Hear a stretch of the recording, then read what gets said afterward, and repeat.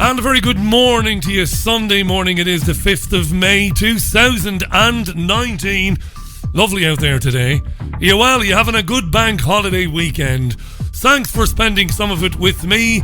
I am Richie Allen. This is Sunday View. Going to take a look through the Sunday newspapers as usual in a couple of minutes' time, and we'll have some choice cuts from the mid-morning Sunday talk shows as well. As usual, you can join in yourself by tweeting me. Please do tweet me. It's at Richie Allen Show. That's the Twitter handle. Welcome back to your Richie Allen Show. Asking the questions mainstream journalists will never ask. This is your Richie Allen Show on richieallen.co.uk, Fab Radio 2 in Manchester, and triggerwarning.tv.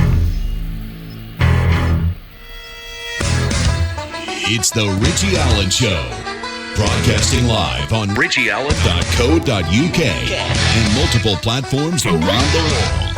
And now, here's your host, Richie Allen. And to those of you tweeting me good morning right back at you. Thanks for that. I'm in fine fettle this morning. Had a lovely day yesterday with her indoors, or the future Mrs. Allen, or Caroline, or my partner. Many aliases.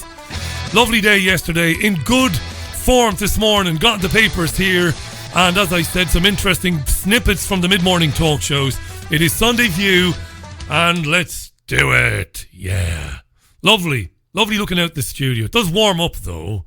Warms up pretty quick, the studio, when there's any old sunshine outside. I don't think it's particularly warm, but then I don't care. Once it's dry, as my grandpappy says, once 'tis dry, once 'tis fine, you can deal with anything else.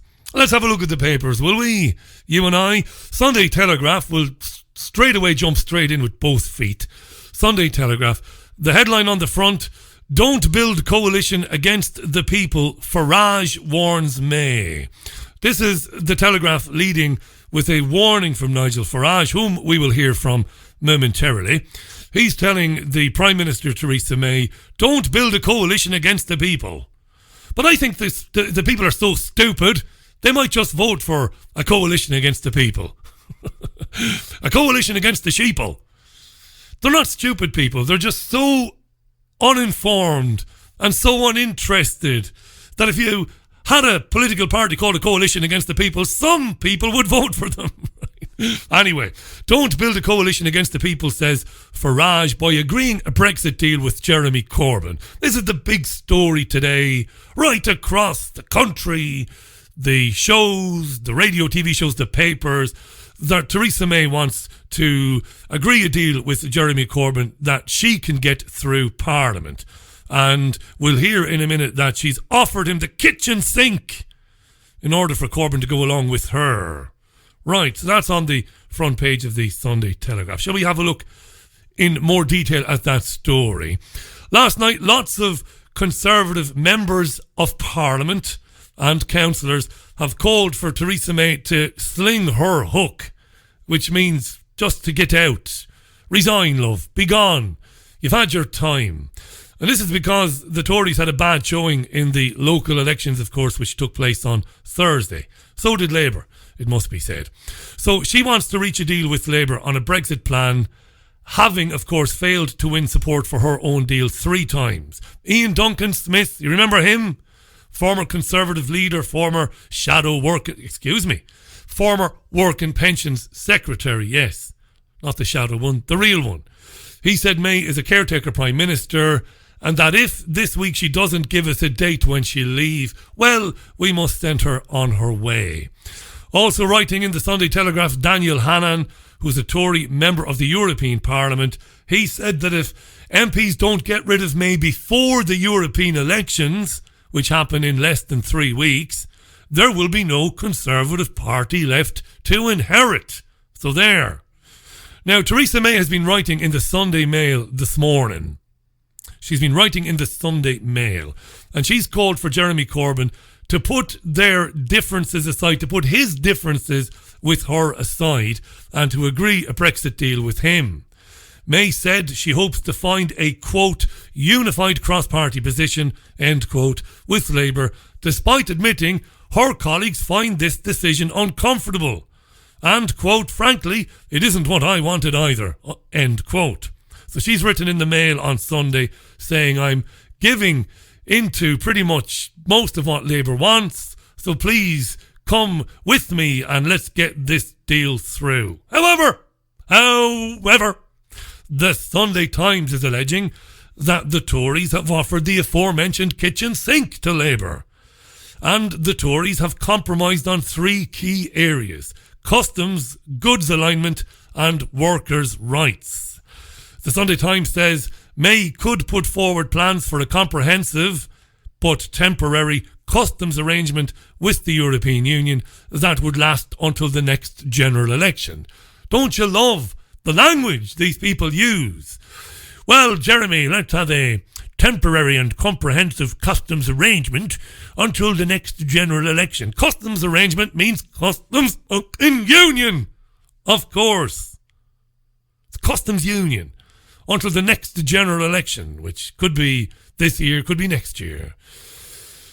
So, political commentators are saying this is very dangerous for May and for Corbyn. Sir Graham Brady, the chairman of the 1922 Committee of Tory Backbenchers, also spoke to the Telegraph. Everybody talks to the Telegraph.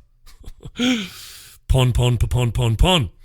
Sir Graham Brady saying staying in a customs union could lead to a catastrophic split in the Conservative Party. Yes, it's over. The Observer headline: Anger grows at May Corbyn bid to stitch up Brexit deal. More of the same. More of the same. More claims that both party leaders face revolts from their own MPs. Front page of the Sunday Times leads with revealed May's last-ditch Brexit plan to woo Labour. Same again. Now, Theresa May's International Development Secretary, she only appointed him very recently, is a guy called Rory Stewart. He's a former army guy. Be wary of this, by the way, dear listener.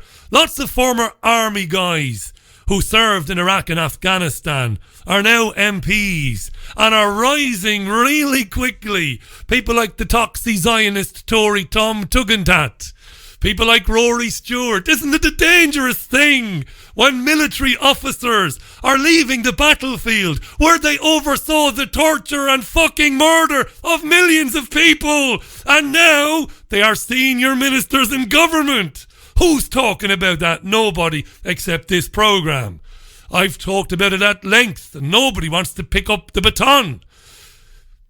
War criminals are sitting now in cabinet. Isn't it wonderful? I know, the irony, Richie. I know. May and all of her predecessors and Blair and Brown, yes, they're all war criminals, but now they're bringing back the bastards that did their dirty deeds in the Middle East and bringing them into Parliament. Your future Prime Minister, one of your very near future Prime Ministers, will be a former army officer, fucknuts, psychopath who served in Afghanistan, Iraq or Libya. Honestly, coming to a town near you. Why? Well, because as Agenda 21, Agenda 30 rolls out, okay, as they tell you, you can't travel, you can't fly, you've got to give up your diesel car, your petrol car, you can't go from A to B, you've got to have a chip in your hand now to use your bank account. They want these psychopaths to implement it. Conscienceless lunatics who will have no problems when there is some civil unrest in signing off on martial law or the army coming in to assist with policing. I know I've gone off on a really mad segue there. I had planned on saying none of that. But that's why these guys like Rory Stewart and Toxic Tory Tom Tugendhat and all the rest of these army people who oversaw the worst crimes against humanity are now in government. It's wonderful, isn't it? And we're all concerned about whether Paul Joseph Watson or Milo Yiannopoulos are banned from Facebook. Identity politics. Maybe you should be concerned about that, and I will get into that a bit later on in the programme. Where was I? Sorry about that mad diversion there, but I just had to say it. It just drives me mad. You've got a guy sitting on Sky News this morning, the new International Development Secretary, Rory Stewart. How you doing, Rory? Very well. Killed anybody today, Rory? No, I killed plenty. back in the day, you know, back in Iraq. Don't need to kill any, not this week anyway. We'll hear from Nigel Farage in a minute. Also on the front page of the Sunday Times is what they call an exclusive. Corbyn's water plot exposed. This is underneath the Brexit story on the front page of the Sunday Times. And it says that Jeremy Corbyn plans to renationalise water companies paying up to £24 billion less than their market value. This is according to a leaked internal Labour document. So pensioners, employees and shareholders whose nest eggs are invested in water companies could lose their money, is what they're saying. It's a wonderful bit of bullshit by the Times. They're saying Corbyn wants to renationalise the water. He doesn't. Corbyn is the biggest liar that ever lived. He doesn't. He's a proud pretender, champagne, fake socialist. He doesn't want to privatise anything. He pretends that he wants to because he knows that he can't. That's a wonderful thing. It's a wonderful thing to be able to do that. To signal to your legions of followers who idolise you and hang on your every word. Yes, I plan to nationalise the rail and the water. I don't really though, because I know that I can't do it. I know that European Union legislation prohibits me from doing it, but I'll just say that I'll do it anyway. And all these fools will believe me, because facts don't matter anymore. Only what you feel inside. Emotion trumps facts. Anyway, so the Times is saying that the mad comrade socialist Jeremy Corbyn, which he isn't, wants to renationalise water companies, and that by doing so, he's going to fuck OAPs in the arse who've got their money tied up in pension funds in water companies. It's a non-story because they won't be nationalising anything, Labour. I would stake my career on that. Okay? Not from within the European Union anyway. So that story is on the front page of the Times. It's interesting, but it's more nonsense. So we have the horrible reality of the European Union elections this month in less than 3 weeks. And a number of polls today suggest that Nigel Farage's brand new Brexit party will top the poll and take the majority of seats. Farage was on Sophie Ridge on Sunday this morning. Does he think, Nigel Farage, that the public will welcome an arrangement between the two main parties, Theresa May and Jeremy Corbyn's deal, if it does get signed off as a deal? Will the public welcome it in order to get Brexit across the line somehow? What did Farage think? What the public want is to leave the European Union. You know, we were promised we'd leave on the 29th of March. 500 MPs voted for it. The Prime Minister told us over 100 times we were leaving on that date.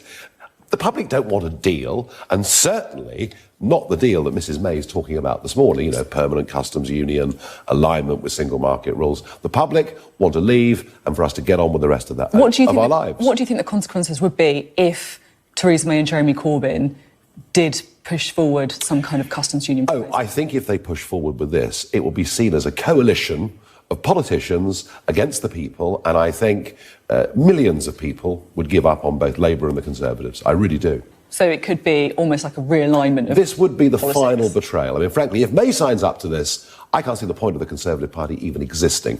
You know, what's it for? Yes, Nigel's having the time of his life. He's never had it better, Farage.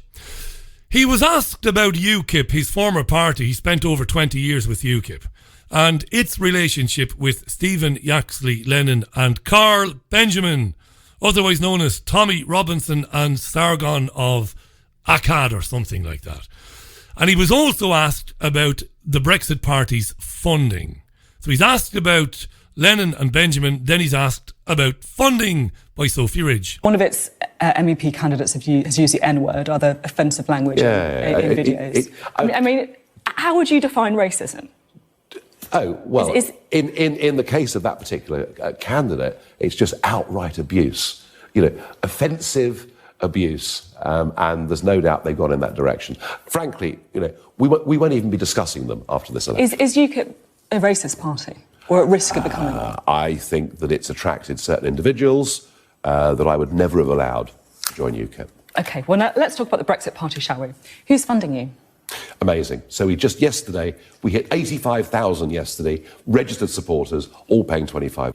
Amazing. Answer the question, you goon. Who's funding you? Paying £25. Work it out. We've raised, getting on for £2 million through individual people joining through our website. And I can't think that any other party in the UK has ever raised money like that. You've said in an interview previously that you've received one big donation 160. Who's that from? Yeah. Oh, no. Oh, yes, I'm really going to tell you his name, aren't I? Well, why not? Because then you would all hound him. This is the new transparent politics, isn't it? And we'll be declaring it at the end of July. So why don't you just tell me then? I don't see why. I don't see why one individual. Well, I tell you what. If everybody else will, that's fine. But you know what'll happen? If I tell you the name of this person, you will hound him, all of you. You'll be outside his house for the next 3 weeks. So no. And it's like a game of Guess Who, isn't it? Him. So we know it's him. So click down all the women. Click. Did you ever play Guess Who when you were a child? The MB game. Did you cheat? I always cheated at Guess Who.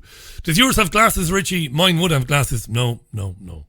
And then at the end, when your opponent says, but you said yours didn't have glasses. I didn't. I never said that at all. That's the way to play Guess Who. So no. And anyway, it's irrelevant. It's a small donation. It's a small donation of £100,000. Well, if it's a small donation, just say who it is. Who is it? Piers Morgan, is it? Who is it? We've raised, I repeat, nearly £2 million in £25 from individual. Doesn't he deserve some scrutiny? And he'll get it all in good time. Who's funding Change UK? Well, I'll be asking them. Well, there you are. There you go. Yeah, tough girl Sophie Ridge. I'll be asking them.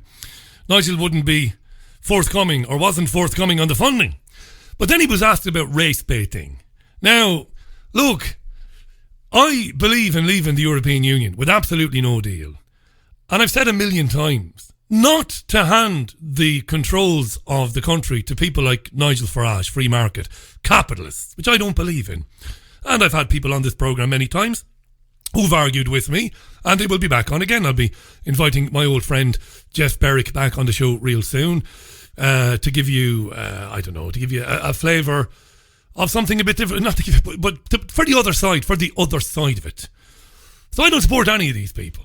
I often use audio of these people because it leans towards or it illustrates a particular point that I want to make. But I don't support giving the country to Farage, Boris Johnson, Jacob Rees-Mogg and these other old Etonian public school educated people. Of course I don't.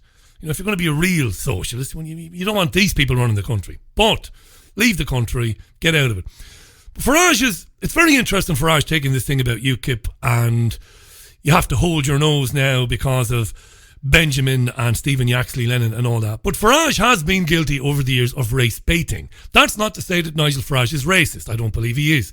I believe the term racist is slung around far too easily, even though I have accused one or two people of racism because I believe that they are dyed-in-the-wool racists. But the vast, vast majority of people whom I encounter on the right are not racists, but many of them resort to race baiting, which in and of itself isn't a crime, but it's a bit cheap to further their argument or to draw more people to them. And Farage has been guilty in the past of a bit of race baiting, right? Not a mortal sin, but he's done it. So Sophie Ridge asks him about comments that he made when he was in America recently. Farage was in America a couple of weeks ago, and while he was there, he talked about the city of Oldham, which is very, very close to where I am. And this is interesting. So she gets them on race baiting. Now, I also want to ask you about some comments that you yourself made quite recently as well. This was at the Lockhaven University in the United States, and you were talking about immigration and integration, and you said about this. I could take you to a town called Oldham in the north of England, where literally on one side of the streets where everybody is white, and on the other side of the street everybody is black. Yeah. There is no assimilation. Yeah, well, sadly true. I was first put onto this by Charles Wheeler, the late respected journalist, who Tony Blair commissioned him to do a report as to what had happened in Oldham, why there'd been riots, and this is pretty much what he told me. But what I don't understand... And then in 2012, Oldham Council themselves, having looked at the 2011 census, said we have a massive problem here of division.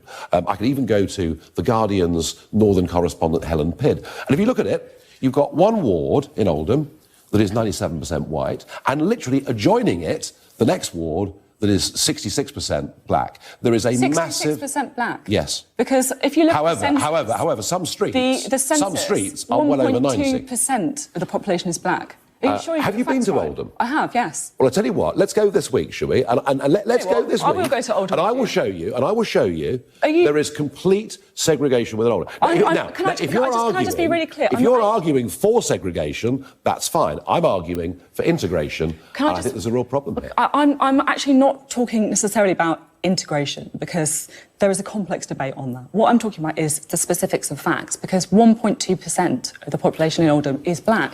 So I just want to... Should we just try this again? Should we just try this again? In one of the wards in Oldham, it is 97% white. And the adjoining ward is 66% black. Now, you can believe me or disbelieve me, but they are the facts. And I'm making an argument here for integration. What's wrong with that? OK. What's the Brexit Party's policy on immigration? We want a sensible immigration where we don't discriminate against people that come from India, Australia and the rest of the world. You see, Farage is brilliant at playing to whatever audience is in front of him. So I'm guessing in the United States, the point he was trying to make when he was speaking to an audience of alt-right supporters, I'm guessing that Farage was saying, look, integration doesn't work. Multiculturalism doesn't work. Look, in Oldham, you've got one street over here and it's everybody, practically everybody's white. And over there, you've got everybody who's black. And he will tell his American alt-right audience, on the one hand, this is because multiculturalism doesn't work. That's what these people do. Then he's back in the UK and he's asked about it. Now, I'm not saying Farage is racist at all. I'm not. I'm saying that this is race baiting. Back in the UK, then, he will temper that. He will change it around a bit and he will say, no, I'm just pointing out that I'm all for integration. That's what I was trying to say. You see, Sophie, I'm all for integration. I'm coming back to this later on in the programme. I've got a couple of interesting things for you to consider. I was at Nigel Farage there. Brexit Party expected to top the poll effectively in the European parliamentary elections in a couple of weeks' time. It's amazing how we've gone from 3 years ago voting to leave the European Union. Here we are now approaching European parliamentary elections and the UK participating. Isn't life wonderful? Sunday Express, the headline is Brexit deal this week. Same again. It's the same again. There's talk in the Sunday Express that May and Corbyn will reach a position, an agreement that they can sign off on and that May can then take back to Parliament. The Mail on Sunday, Emma, the first class hypocrite is the headline. What's that about? Well, it's about Dame, if you please, Emma Thompson, because she was pictured on an airplane flying to New York, first class flight, quaffing champagne and eating some expensive food. Apparently she had some beef. So she had beef, she had champagne, and apparently she generated 2 tons of carbon dioxide. That's flatulence for you after taking that flight. This is, of course, after she joined the Extinction Rebellion protests in London. She's been called a hypocrite by the Mail on Sunday. And I know that there are people who listen to this programme are fascinated by the Madeleine McCann story. I know there are friends of mine who've got an insatiable appetite for that story. I couldn't give a shit anymore personally. I really couldn't. But no, that's a bit, it might sound callous that whatever happened to that child, you know, of course you have to have sympathy for the child. But this has been, I mean, we've been banging on about this for what? For 11, 12 years now. But the Sunday Mirror has a headline, Maddie Cops probe German child killer. Maddie Cops probe German child killer. And this is a claim that a man serving time for child murder in Germany is now a suspect of being behind the disappearance of Madeleine McCann. This guy is in prison for life for killing 3 children. Wow. Dreadful stuff. It is 24 minutes past the hour. Shall I have a breather? Shall you have a breather? Put the kettle on, maybe grab something to drink, something soft, something hard. It's up to you. I'm going to play some Kygo or Kygo. I'm not down with the kids, so I haven't a Scooby-Doo how it's pronounced. The song is called Fire Zone. When we come back in a couple of minutes' time, we're going to talk a little bit about Bristol University, and we'll then talk about the banning of alt-right celebrity YouTube people and Facebook people. This is Sunday View, by the way, and my name is Richie Allen, Europe's most listened to independent radio show. I'll be reading your tweets as well. I've seen that you are tweeting. I will see your tweets and I will raise them. Back in a couple of minutes. Sunday View.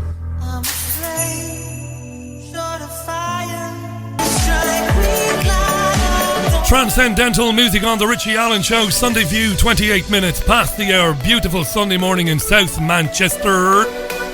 Thanks for joining me. This is Europe's most listened to independent radio show. Completely independent. Nobody tells me what to say or what to think. She's not listening, you see. I can say that now. Right, tweets then. Few tweets on the Madeleine McCann thing. Before we get to that, Base Ninja tweets, I believe the race baiting is beginning to be seen for the BS that it is by all communities. All we need now is yellow vest type protests, says Base Ninja. Thank you for that. Loads of tweets, by the way, and you can see them by going to twitter.com and putting Richie Allen Show, all one word, in Twitter. If you do that and press enter, you'll see how many tweets I am getting, and that I'm not making it up the way some radio shows make it up. Loads of calls, loads of texts. No, you don't, you liars. We've loads of tweets coming in. Wake up tweets. New suspect Richie, Madeleine McCann. They will tell you anything to secure the extra 300 grand. That lead will soon disappear when they get the money. Says Wake Up. Bit of a skeptic there, but I understand why. Base Ninja also tweeted, the Maddie story is sad, but how and why has this single girl become the poster child for the missing? It's a great question. Hi to David Stanford. Thanks for the tweet, David. I don't know what it's relating to, but then that just could be me. You might want to retweet that. Hi to These Are the Damned, to Ricky Emmett. Let me scroll on down to Lord Twat Waffle. Yes, good morning.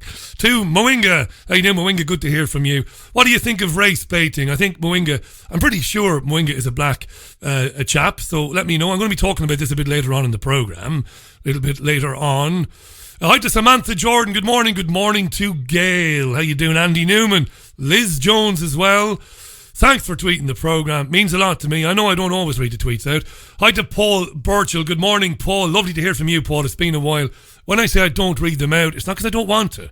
I get caught up in the conversation and in the audio that I'm playing, and then I just run out of time. But don't for a minute think I don't like the tweets. I love the tweets. I love the tweets. Right, Dean Smith, good morning, Dean. Thanks for sending me the article on measles. That story was funny. Has that cruise ship disembarked from St. Lucia? I think it has. The one that was quarantined because there was a suspected case of the measles. The world is, it's a lunatic asylum. It's 29 and a half minutes to the top of the hour. Let's move on. This is an interesting story written by Michael Savage or Michael Savage in The Observer. The headline is Bristol University to confront its links with the slave trade. Now, the alt-right love this. They love whining about this stuff. And the progressive snowflake Twitterati, they love promoting this stuff. It's wonderful.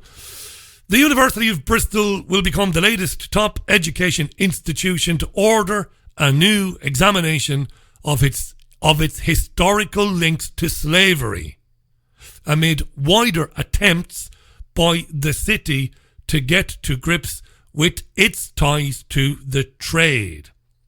So the University of Bristol, I would imagine the average age of the staff is probably early to mid-40s, I would guess.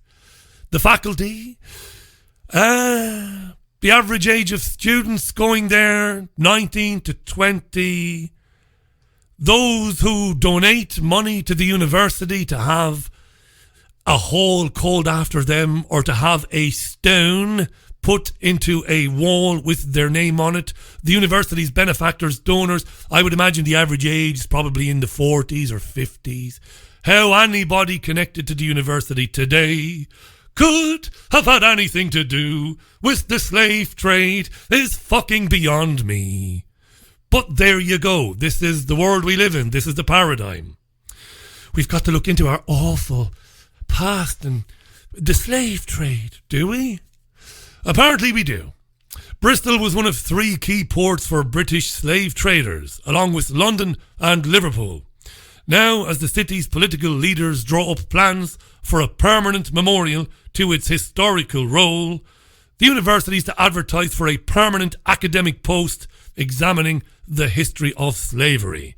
Whoever gets the job will oversee efforts by staff and community groups to explore, investigate and determine the university's historical links to slavery.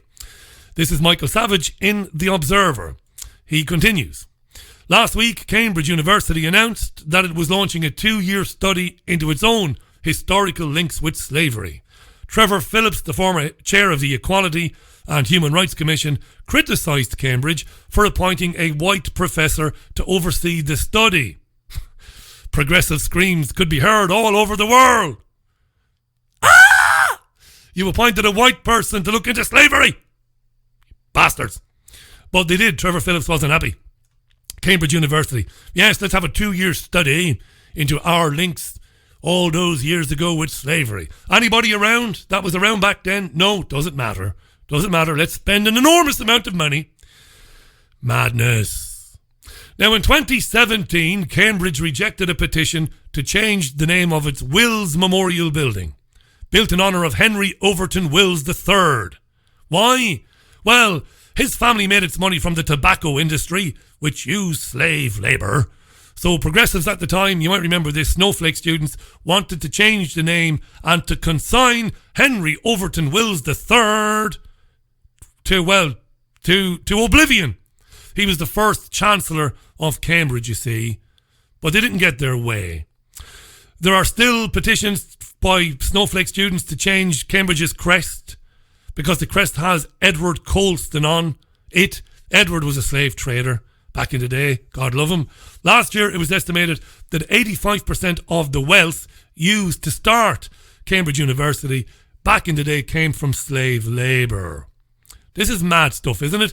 Andrew Doyle is a comedian. He's a funny man, and he was on Sky News this morning reviewing the papers, and this is what Andrew Doyle had to say about this. Bristol Uni spending money, looking into its own links with slavery. Andrew Doyle. Bristol, of course, as you know, has a huge connection with slavery. It was one of the major ports for slavery, as well as Liverpool and London. And what's happening is the University of Bristol is trying to work out what is the best way to deal with the fact that most of their funding actually came from the slave trade. So we've had this recently with Oxford and with Cambridge, and they're appointing people to sort of look back. My view on this is that I think most definitely educating people about the legacy of slavery, commemorations are important. I think recognition is really important, otherwise we'll never advance. We need to know about our history. I think my only concern with this is the idea that this kind of movement seems to be motivated by the fashion. Let's sort of obsess about the past and then connect it to the present, and I'm not sure how helpful that is, really. I mean, we saw this in Oxford with the Rhodes Must Fall campaign, where people were trying to say, well, let's destroy the statue, or at least remove the statue of Cecil Rhodes. I'm not sure that's really helpful. I think having a discussion about what this person was and what this person did, I think we can all agree on the evils of slavery. I think that debate has been won. I think it's about what do we do with this information now, and are reparations a useful thing? Why do we single out a certain group of people who might have been descended from people who were prejudiced against historically and not others? For instance, you know, there are people who were descended from the Irish potato famine, yes. For instance. Why signal out certain people? Also, a lot of these universities are very privileged and populated by extremely privileged young people, and I'm not sure how healthy that is. Yes, I'm not sure how healthy that is either. He made a very good point there about where does it end? You know, universities had a big part to play in the famine in my country. And as an Irishman living in England, I'm deeply moved by that. And, well, reparations. I don't know where to go with this. This is all part of a much wider agenda, this, you know, and I won't labour the point. It's been covered much too often, maybe, for some people's liking on this programme, so maybe we'll just leave it there. It's pathetic. You know, we've seen this in America recently. George Washington University, a campaign to remove murals of Washington from the university because it offends ethnic minorities, and because of Washington's past and colonialism, and because of what happened to the Indians and all of that. Where does it end? It's encouraging people to see themselves as victims and to split themselves away from their fellow human beings into more and more weird and wonderful identity groups. That is what it is. And I think my old pal David Stanford has tweeted something very similar there. That's it. That's what it is. Divide, divide, divide, divide, divide. It's like that ever-dividing cell that never stops dividing itself until there are millions and millions and millions of groups, and those groups eventually come down to one. To millions of groups of one, basically. Anyway, you get where I'm going with that. Let's move on. Facebook banning. We get into that, will we, for a minute? The banning of Alex Jones, Milo Yiannopoulos, Louis Farrakhan, and Alex Jones's lackey Paul Joseph Watson by Facebook. Big story over the last few days. It is worthy of coverage, I think, and you expect a little bit of a different take on this from me. You'll get it. Don't know whether you like it, but you'll get it. Donald Trump is upset, apparently. He's criticised Facebook for banning these far-right figures. I'm reading from the Mail on Sunday. I'm not describing these people as far-right or as alt-right. They would describe themselves, some of them, as alternative right. I don't know. The media will call them far-right for the media's reasons, to categorise them, to immediately prejudice the reader against them. That's what it is, really. Call them far-right, it evokes images of thugs and, scumbags, and that's unfair because they're not thugs and scumbags. Whatever their point of view might be, they're not. One or two of them are. You know who I think is a scumbag, I'm not going to mention him again. But these people are just, whatever they are, they're not thugs and scumbags. They are what they are. And they're being kicked off Facebook. So Trump has been criticising, by way of Twitter, what's happening, saying that he was monitoring and watching closely. He tweeted and retweeted complaints, including complaints from the right-wing figures themselves. I'm reading again from the Mail on Sunday. And on Friday and Saturday, he said he would monitor the censorship of American citizens on social media platforms. Now, Tucker Carlson of Fox News fame has been following this, like I have and others have, for quite a while. Before we hear Tucker, here's a snippet of Mark Zuckerberg, the Facebook CEO. And Zuckerberg here is rationalising the banning of content creators and users. Mark Zuckerberg. We're taking a more proactive role in making sure that all of our partners and developers use our services for good. We're very focused on making sure that our recommendations and discovery surfaces aren't highlighting groups where people are repeatedly sharing misinformation or harmful content, and we're working hard to completely remove groups if they exist primarily to violate our policies or do things that are dangerous. Dangerous. We're removing groups that are dangerous. So Tucker Carlson, the Fox News commentator, whom I think is a fairly decent bloke considering where he is and who he works for, in terms of he likes, like myself, he likes to listen to those that he disagrees with, which is a great thing, I think. If we can, a little bit of faint self-praise there, it's important to do that. So he's got some interesting thoughts on the banning of dangerous groups. Tucker Carlson. How dangerous is InfoWars? Well, Facebook believes it's so dangerous that you can be banned from using the platform, Facebook, just for sharing its content unless you simultaneously denounce it. Let that penetrate for just one moment. Think about it, just for a second. Mark Zuckerberg is not simply censoring opinions. He's prescribing which political opinions you're allowed to have, which conversations all of us in this country can have about America. Keep in mind that nobody voted for Mark Zuckerberg. He's 34 years old. He's completely cut off from reality. He's worth $72 billion. And yet he can single-handedly make our First Amendment irrelevant after 250 years. Here's the most amazing thing of all. Our media think that's great. Now, journalists are supposed to defend free speech. You would think that was their job, since they make a living from it. But when corporate America issues an order, when Mark Zuckerberg says jump, their question is, how high, Mr. Zuckerberg? Listen to them celebrate Mark Zuckerberg and sell you out completely. Why are they doing this now?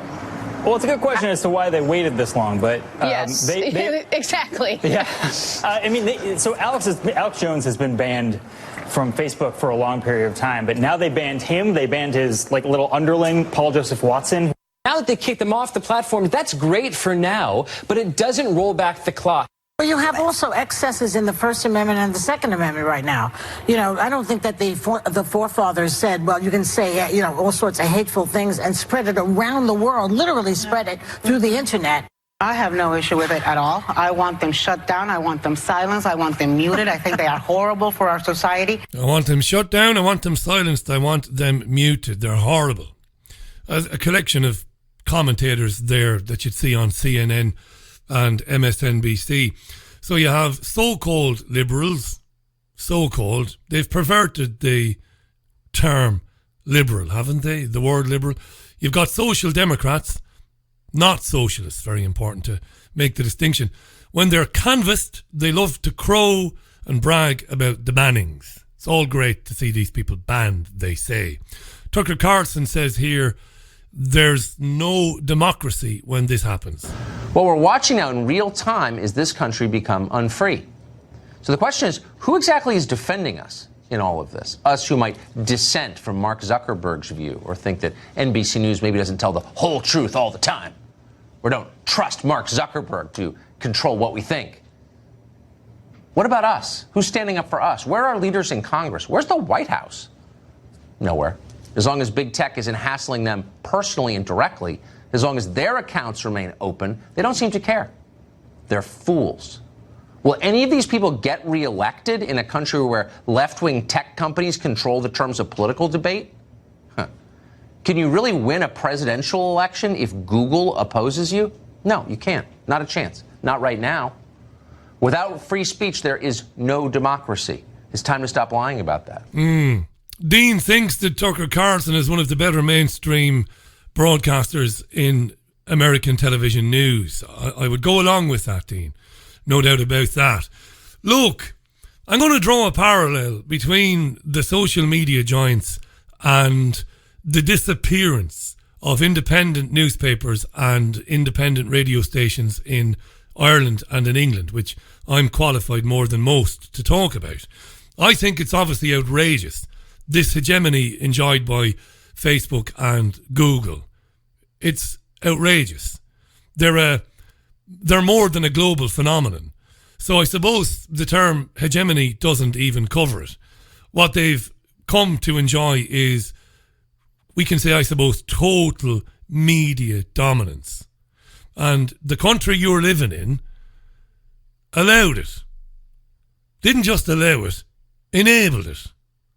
Because I remember years ago doing a radio show about Google's acquisition of YouTube.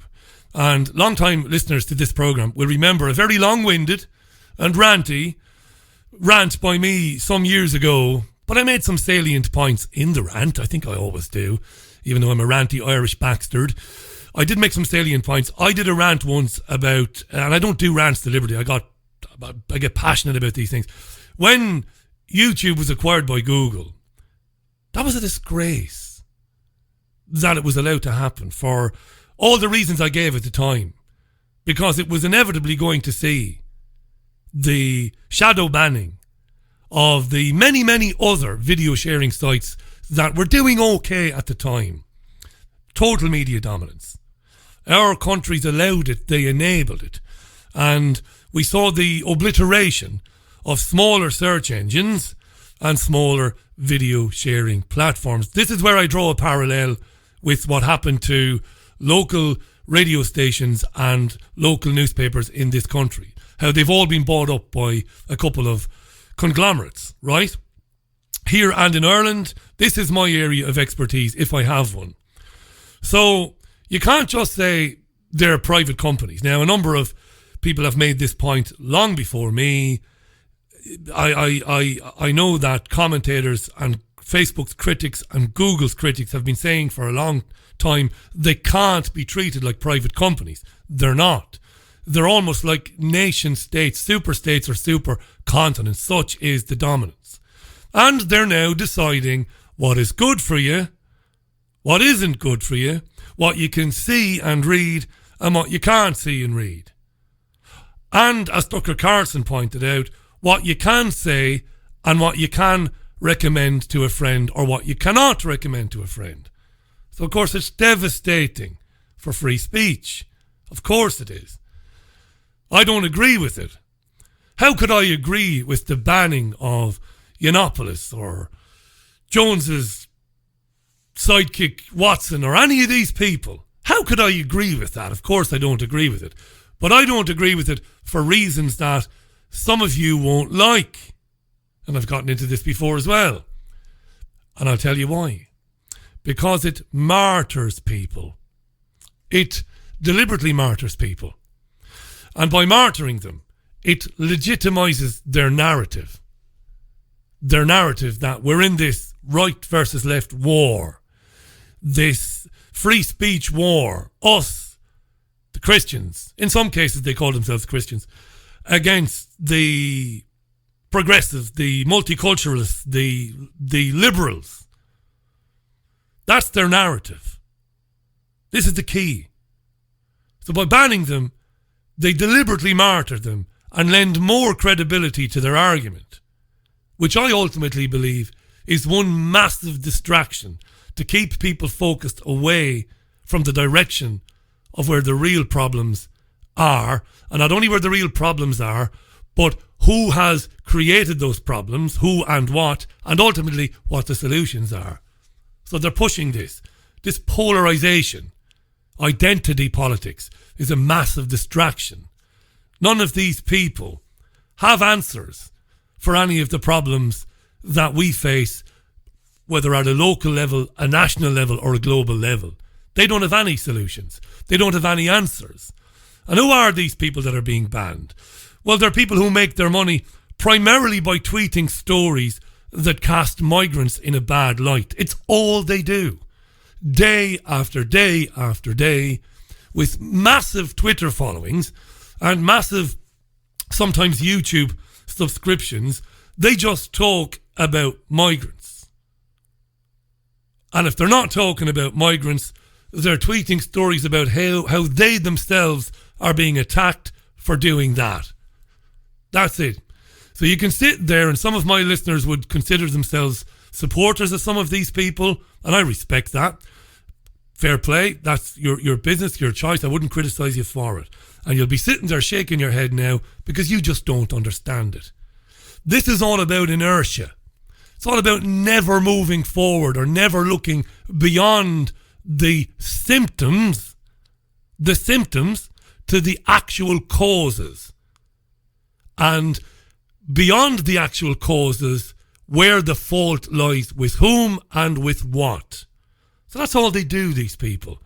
They've become very successful making YouTube videos and Twitter accounts, telling people, by the way, with legitimate concerns.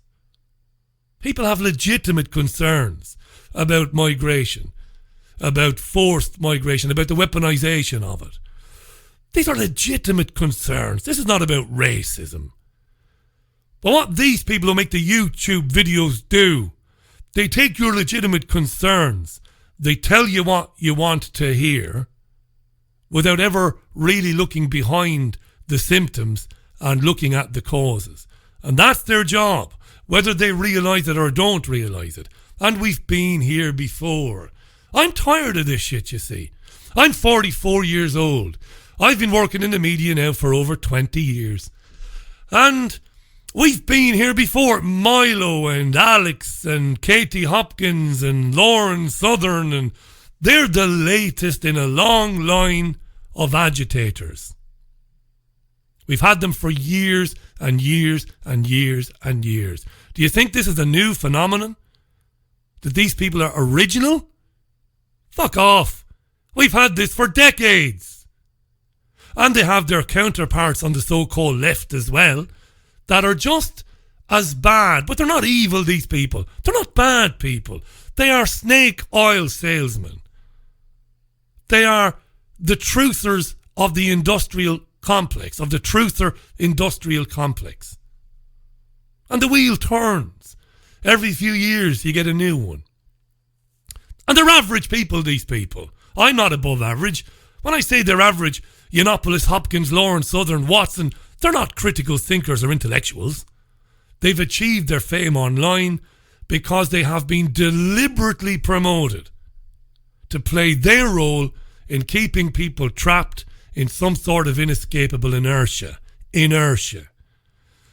You, and I know there are people with different opinions listening to this, but if you have fallen for it, you're hopeless. And let me tell you something else that you won't like hearing either.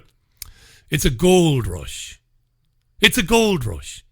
These self-appointed journalists, none of them are journalists, by the way, and commentators are popping up all over the place now, especially on the alt-right, selling you what you want to hear, painting broad strokes, talking in absolutes, multiculturalism, grooming gangs, migrants, Christians being attacked, white genocide, blah, blah, blah.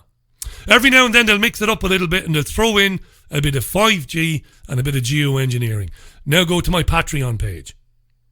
You know what happens then?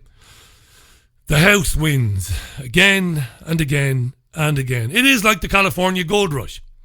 And it's extraordinary how some of these people, with no previous base to work from, suddenly have YouTube channels with tens of thousands of subscribers, telling people about the horrors of the Kalergi plan and multiculturalism and grooming gangs, and then talk a bit about 5G. I find it fascinating. It's a study in anthropology that never fails to excite my interest. How people keep fucking falling for it time and time and time again. I'll get the inevitable comment, "Are you jealous, Richie?" I'm not jealous, no. Do you not remember the Richie Allen Show YouTube channel with nearly 100,000 subscribers before it was deleted? Of course I'm not jealous. And like I said, and I will say it till I die, these people do not deserve to have their accounts shut down. They do not deserve to be prevented from making money through PayPal or Patreon or anything else. How could I support that? I want to debate these people, but they won't debate me. I interviewed Alex Jones more than anybody ever interviewed him. Once Alex went down the road of the alt-right, cash cow, gold rush journey, can't go on to Richie Allen Show now and talk because Richie's going to ask me about that. Same with the other heroes of the alt-right, Paul Joseph Watson. I'll debate with anybody on the left, of course he will, but I'm not on the left. I've got a completely different outlook on the world, so you won't come on my programme. Or anybody else who sees the world as I do. So it's a terrible thing that these people are being banned. The hegemony of Facebook, Google, Twitter is a terrible, rotten thing. No good can come of it. I do not support the banning of the Stephen Yaxley Lennon type people, ever. But I've just told you what's going on. They are martyring these people. They are polarising people more and more and more and more. I've hit a nerve with you, haven't I? But you can see it. Look at them on a daily basis. You know who they are on Twitter. All they do is tweet out one negative story from the press of their choice about the group that they feel they are in opposition with. So with the right, it's generally Muslims, and it's all they do. And they get loads and loads of retweets. Isn't that wonderful? 2 Muslim guys shouted something at somebody in London. Oh, tweet that out. That's brilliant. And the wheel turns. Nothing ever changes. And you give them your money. You turn up to watch them speak. Because they tell you what you want to hear. That was Sunday View. Tomorrow is a bank holiday. I'm not working. I'll be back with you on Tuesday at 5. Very interesting guests lined up for next week. I've got a whole raft of people that I think you'll not have heard of in some cases. In some cases you might have heard of, but they've not been on the Richie Allen Show. Got some really interesting people. Don't have the diary to hand to tell you, but I'm really looking forward to Tuesday, Wednesday, Thursday next week. Thanks for giving me your time as usual. Love Sunday View. Love going through the papers with you. Have a lovely bank holiday weekend. I'm going to spend a lot of it watching snooker because I love that sport. It's my favourite thing in the world to do, is to chill out with a cold drink, watch a few frames of snooker. Going to leave you with the police and every little thing she does is magic. Have a fantastic rest of your bank holiday weekend. Thanks for listening. Love you. See you Tuesday. Bye now.